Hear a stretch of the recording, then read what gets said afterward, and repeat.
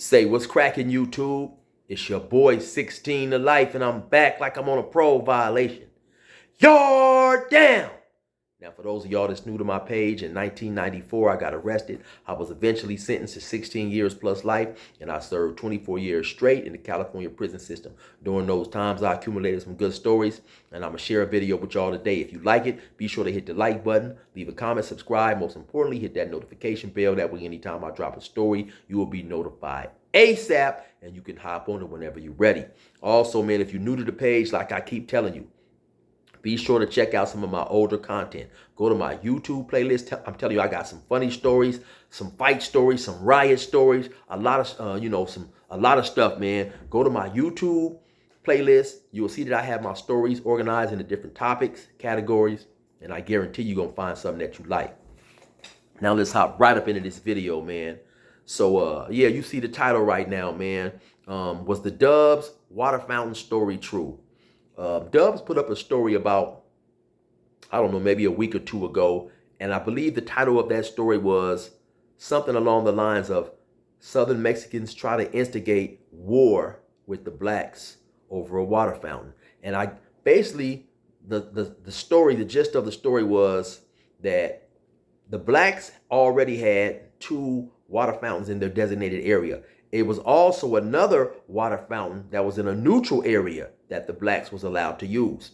Now you had some Southern Mexicans, for whatever reason, man, who was tripping and who felt that, you know, the blacks had too many water fountains or whatever, and they wanted to trip and go to war over this water fountain, so on and so forth, right? You had a lot of people up in arms behind that story. A lot of people were saying they didn't believe the story was true, so on and so forth. Now, it was by me just doing a lot of time, and let me say and make this 100% clear. I was not there. I was not there. But by me doing a lot of time, it was just an element or two of the story that I didn't necessarily believe. You know, I didn't necessarily think he was lying about the story. Just some things just kind of took, you know, it didn't necessarily think, okay, with me, like, okay, that would happen, right? By just all the time that I done, right? So I confirmed whether the story is true or not. Now, I got a call. I don't know if you guys keep up with my page, but I had interviewed a former prison guard by the name of Daryl King. He was a black guard, and he happened to work at that prison. I believe he may have worked 22, 23 years, and he happened to work at that prison, and he was on duty at the time of the incident. And so I just got off the phone with him maybe about 10 minutes ago. I've talked to him several times since Dub put up that story, and he confirmed that, yes, the story is true. He happened to be on duty that day, and he was also somewhat involved in the incident, right? And so now, if you guys remember that story, or if you didn't hear the story, Dub said that he often stayed outside and hung on the yard, or he always stayed out on the yard, hung out there and done whatever he was doing. He said on this particular day, he decided to go in, and some of his homies came and got at him and said, hey, man,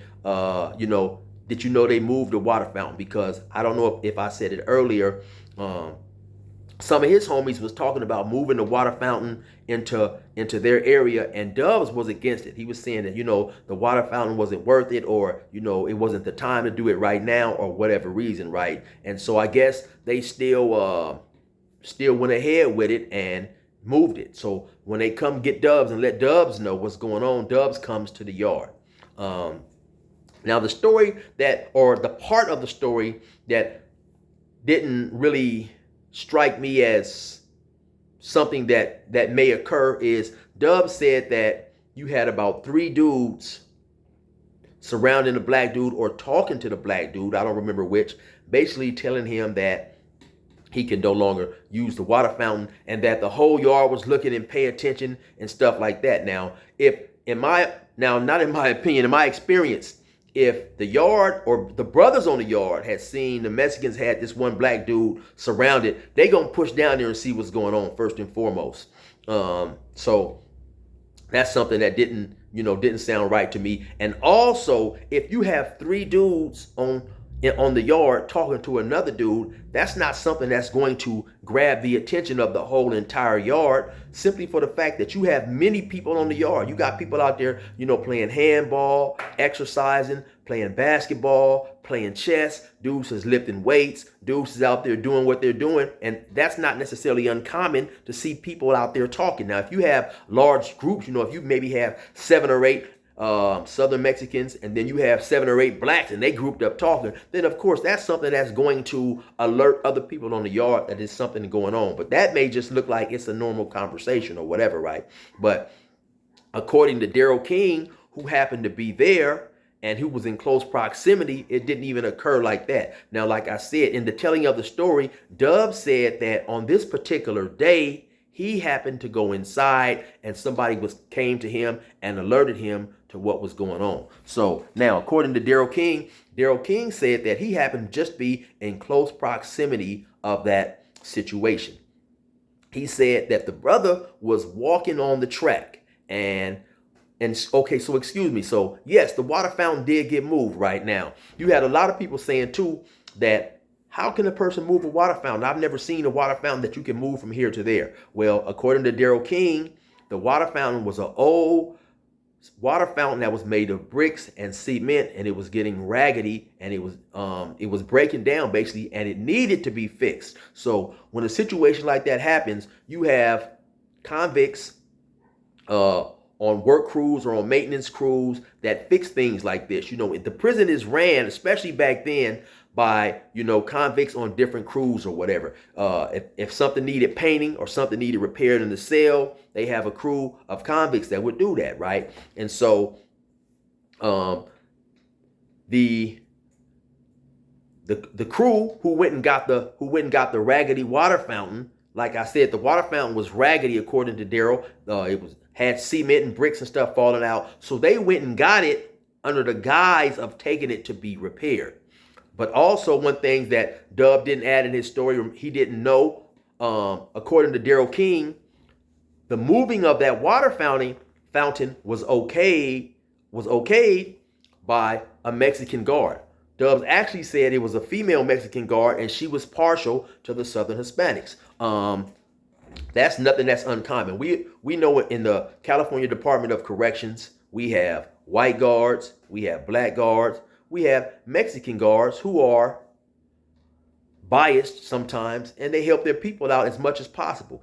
Some help out more than others. Case in point, there was a guard down in Ironwood who I grew up with. He was a few years younger, but he was known to me, and he would bring me lighters when they had stopped smoking. He would bring me instrumental CDs and things like that. Now, I never asked him to bring me anything that could cause him to lose his job, but he helped me in ways that he could, right? And so you have guards who do that. Some guards will help out more than others. So that's nothing that's uncommon, right? And so now, they went and got the water fountain under the guise of taking it to get it fixed, but what they did is they just relocated it to an area that was designated for the Southern Hispanics. Now, for those out there who've never done any time, in these California prison yards, you'll have certain areas where the Southern Mexicans are, the Northerners are, the whites,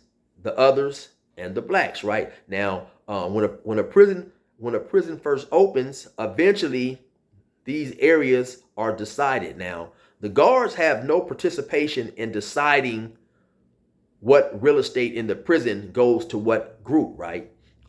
They don't play any part in that, right? But by the guards working in prison on a day-to-day basis, they definitely know what area is consumed by what group. If it's Crips, if it's Bloods, if it's the neighborhood Crips, if it's the Northern Mexicans, whatever. Like I say, the guards being there on a day-to-day basis, they know this. They're in prison just like the convicts are in prison. The only difference is the guards are allowed to go home, right? And so, now this brother, and actually, the brother who was talking, or who claimed to be surrounded by the Mexicans or whatever, actually, Daryl Daryl actually remembered his name. He said he believed his name was Black and he was a brother from up north. So I guess that he was walking or whatever. He happens to see this old raggedy water fountain that just, minutes before or an hour before or a day before or whatever, the blacks had been allowed to drink out of because it was in a neutral area. Now he sees it. So he's getting ready to go to it, I guess. Like I say, I wasn't there, but now I'm assuming that, a few Southern Hispanics, now that the water fountain is in their area, they see the brother walking towards it. So now, according to Daryl, the three dudes, they don't surround him. They get up, they go block the water fountain. They stand in front of the water fountain. And when he goes over there to try to use it, they tell him, hey man, you can't use this water fountain because it's in our area now. Daryl said the dude wasn't bowing down. He was talking stuff like, hey, what you saying? And what you saying? I can't use the water fountain. We've been using it, so on and so forth. Now, at this point in time, when Daryl, who happens to be in close proximity of this conversation, hears what's going on, knowing how prison is, he walks over there and he says, hey man, what's going on? He hears the conversation about, the brother not being able to allowed to use the water fountain. So Daryl looks at it, he recognizes it as the raggedy, water fountain or whatever. And then he says, well, damn, you know what? It sure enough is now, for whatever reason, in an area that's controlled and designated for the Southern Mexicans, right? So he tells the brother, hey man, this water fountain is in their area. Another thing that struck me as odd about the story is like I said, now, you got people out on the yard doing what they're doing, playing chess, playing basketball, handball, so on and so forth, Now, it only being three people in front of a water fountain talking to a black dude, that's not necessarily something that's going to alert the entire presence of the yard. Now, had it been, 7 or 8 Mexicans talking to 7 or 8 blacks, then of course, yeah, you're gonna have people recognizing that, and it's definitely going to be a response by the blacks. They're going to push down there and see what's going on, So that's an element of Dub's story that I didn't necessarily agree with. And once again, Dubs did say in the telling of that story that he had went in. Somebody had came in and alerted him to what was going on, right? So after Daryl King tells Black that he can't drink out of the water fountain because it's in their area, Black leaves. Daryl says that he personally then goes and talks to a lot of dudes in the black cars who have influence, that he had known to have influence, and told them, hey man, let your people know now, basically, and I'm paraphrasing here, for whatever reason, the water fountain that was in the neutral area is now in the Southern Mexicans area, and not to go down there and drink in it, not to make the mistake to go down there and drink in it, because it's no longer in a neutral area. They may have seen it, an hour before or a day before, and it was always a water fountain that it was always a water fountain that they could drink from, so not to make that mistake. And I have a similar story, man. I was in Ironwood, right, on A Yard. Now, for whatever reason, the Southern Mexicans was locked down. So now at night, when they lock everybody up, everybody rushes to go get the cold water to make Kool-Aid, or just to have some cold water in they cell, or do whatever they do, right? So on this particular night, they told everybody to lock up. I went over there to the black side. The line was super long. So I know by the time I get up there, the water is no longer going to be cold. So I said, okay, I'm going to go since the Mexicans was locked up, I'm going to go to their side. So I walk over to their side. I get ready to go to their water fountain. A guard who just happened to be black, he said, hey man, don't drink from there. You're not supposed to drink from there. That's not your water fountain. I said, oh, okay. And so, I thought that I would just be slick and get me a little cold water. Now, he was just telling me once again, because he knows also the prison protocol. He knew who that water fountain was designated for. And what he actually was trying to do was prevent me from potentially getting into any type of trouble. Say you had somebody staring out the window, a Hispanic, and they saw me getting some water, they may raise the issue. Hey man, why was that dude drinking out of our water fountain, even though they wasn't outside using it, right? Then maybe some of my people may have came and said something to me, and who knows what could have happened, right? So when you see guards doing these things, it's because of that, right? They know the prison protocol, and it's not that they agree or disagree with what's going on. They know that if something occurs, they know the structure of prison, they know things that happen in prison, and they know the potential result. And so Daryl, like I said, once again, he went and talked to the brothers who had influence, and he said they came to the conclusion, or he said they wasn't even tripping because they had 2 water fountains already in an area that was designated for the blacks. So they wasn't tripping, and they wasn't even tripping about going to war over a water fountain. Daryl King also pointed out, he said that, chill, when they moved that water fountain, it wasn't just in an area allowed for the Southern Mexicans. He said the whites was allowed to drink out of it, and also the others as well, and so that's something that he wanted to point out. And once again, it was a lot of hoopla about when he put that story up, and then I did a story saying that I didn't believe Dubs was racist. He may tell stories the way he was telling. He may tell stories the way he tells them, but racist, I didn't necessarily believe that. Then also, I'm going to defer once again to Damian Porter. Damian Porter said that in California Youth Authority many, many, many, many years ago, way before YouTube was ever even thought of, him and Dubs were friends. He didn't say they was acquaintances or they knew each other. He said that they were friends, to the point that one day he was even horse playing too much with Dubs, and then it led to a fight between them, right? So that was in an environment that was very racially charged, and you had some Mexicans who didn't like blacks. You had blacks who didn't like Mexicans, right? So if Dubs was racist, why would he be friends with a black? But I tripped out on, I got some responses in my comments, and some dudes, who and they got at me in a respectable way. But some of the dudes was like, hey, chill, man, don't be fooled, Dubs only helped you or only befriended you because he potentially knew that your channel would get big, and then that way, if dudes later on could try to say he was a racist, he would say, well, no, I helped Chill, I helped Damian Porter. I thought that was extremely diabolical, deep thinking. That was like, just to me, it was just too much. He knew my channel would blow, so he tried to help me and this and that, and then so to me, it just made no sense. Like I said, and him and Damian Porter was friends years and years and years and years and years ago, right? Now keep this in mind also, right? Even in the scope of this world, man, I'm an extremely small, I would even go as far as to say damn near nobody. And even on YouTube, right? Even on YouTube, man, I have a small YouTube channel. If you think about YouTube, you have a lot of people out there who have channels with way, way, way more subscribers than me, You have dudes who with big, giant channels in the millions that I've never even heard of. So my channel on YouTube and Dubs' channel is just nothing. To be honest, in the scope of things, our channels are nothing. So I say all that to say, why would a person use Dubs as I don't know, dudes made it seem like in my comments, like he was part of the counterintelligence program. He was part of the COINTELPRO, and he was working in a way to undermine the blacks. Like he was trying to mislead and misguide all the blacks into thinking that he wasn't racist, I guess, because he had some type of master plan to later on come on and fool us. I don't know if some dudes made it seem like, he had a Jim Jones type plan for the blacks or whatever, Eventually one day, I guess he'd invite us to a fiesta, and he'd give us, tainted tacos